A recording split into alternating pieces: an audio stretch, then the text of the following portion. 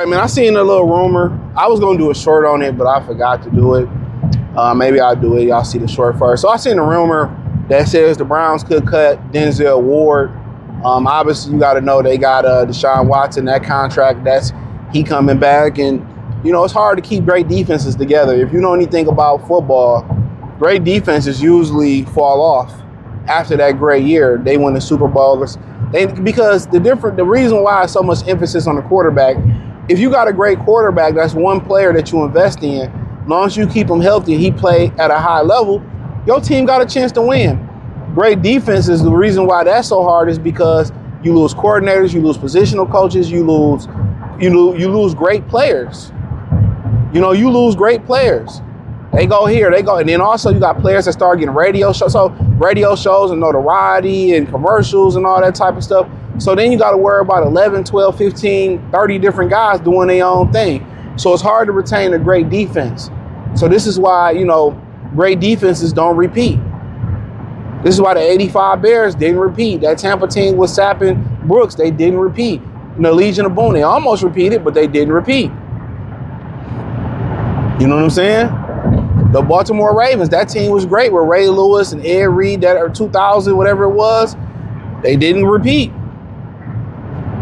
So you're going to lose guys. And I think, Brad Holmes, the two things he going to spend money on to protect Jared Goff, and that's receivers or assets on, protect Goff, blocking, receiving, catching, rushing. And another thing he always going to spend money on is the cornerbacks. He going to spend money on cornerbacks. So at the end of the day, could it be a process to be had? Yes. You probably going to say goodbye to Meek. They're going to restructure a contract or two at a bunch of money.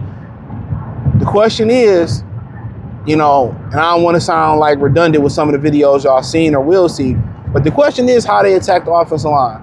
So do Tate move to center, Decker come back, or you get Cam Robinson, temporary, you draft the left tackle, then after a year or two, you move that rookie to left tackle, and you put Cam at guard or find another guard?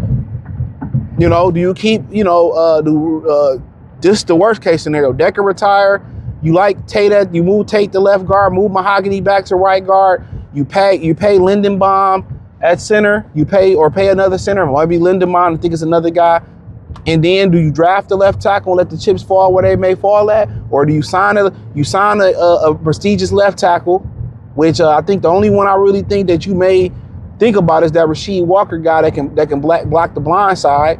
You get a center, move Tate to left guard, and probably draft a developmental tackle in the second round or something like that. So that's the worst case scenario.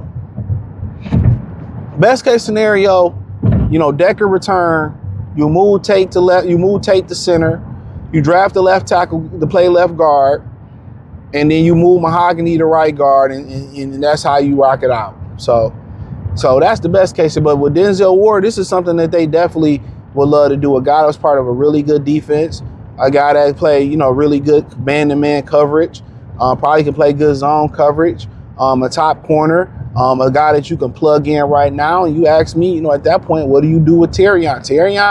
Rackstraw struggled playing the nickel. They would probably move Terrion and nickel. But the scary thing about Terrion playing nickel is that he just doesn't have the limbs to hold up as a nickel. The nickel that is now the extension of the outside linebacker. That's what made Brian Brett so important playing that nickelback position. What made him so important playing that nickelback position is to the fact that what made him so important playing that nickelback position was to the fact of the nature that he can tackle and cover. He was very physical in the run game. So when you put Terrion there, Terrion has been better at tackling, no doubt about it. But does he physically can he hold up? That's the $1 million question. Can Terrion Arnold physically hold up? That's it. If he can physically hold up, then that's cool. But that's what you probably gonna see. You can't count on Rackstraw. So basically, you get Denzel Ward and Reed is gonna be your starting corners, which I'm not mad at. Terrion and Ennis Rackstraw battle for the nickel, and then for the other nickel spot, the other dime spot. So I believe that's a move that they possibly could make.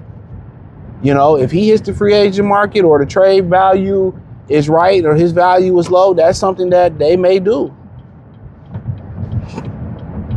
No, that's something that they probably will do. And Denzel Ward will be a great piece. And unfortunately, yeah, you want to cover your chips where you can because you haven't been able. Yo, drafting is not the point that Brad has drafted bad talent. It's just that they're not being able to hold up physically, and they're not going to make any adjustments to how they practice. Regardless of if they have record number of guys get injured, regardless of what it is, he's not going to change. He's not going to change their philosophies. So if you're not going to change your philosophy, respectfully, I think at that point, the conversation, you got to start, using guys that's a known commodity. So Denzel Ward would be a good look. And then also, obviously there's questions about, what's going on with Kirby Joseph. Those questions will be answered when the league's year start, the free agency start. All the other questions with the safety position, those will be answered for new league year, free agency, and the draft. So you'll know how they'll feel in draft. They got a nice young corner safety. Was it, I forget the Millette or something like that? They like. You like Roxanne, you like Avonte Maddox. But at some point, you got to be like, okay, BB, that Achilles injury, he really wasn't already the fastest guy out there. So if anything, you're probably going to see a safety come here. You're going to see a safety come here in some capacity, late in the draft, free agency. That's probably going to happen, right? But you in the heart of the heart, you hope that one of those guys can come back and deliver. Now, if both of them come back and deliver, I mean, that's extra icing on the cake. If you get both those safeties to come back, Kirby and BB to be what they were, that's icing on the cake. But if not, you got to prepare to transition. But having two really good experienced corners and Reed and Ward on the outside, that's a good look. Two young corners, if something happened, can jump out on the outside and help you. You keep Roxanne or Avonte Maddox both for one, you fine. Bring another safety and you fine. But then the other question is, what you gonna do at defensive end? And when you get some push from one of these defensive tackles, Talik, Aleem, Levi, they need some push. So at the end of the day, that's a great question. So then at that point, who are you going to get to play on the end? And then you got a bunch of candidates. People want Max Crosby. People talking about Joey Bosa.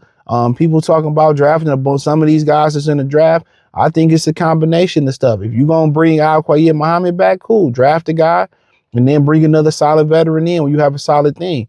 But yeah, it's going to be interesting. But I'm not opposed to Denzel Ward. So thumbs up the video, share the video, subscribe to the channel, hit the link in the description. Say find me everywhere. Find me X, Instagram, Facebook, Kick, the whole nine. Check out Detroit Lions Talk playlist for more videos like this. Peace.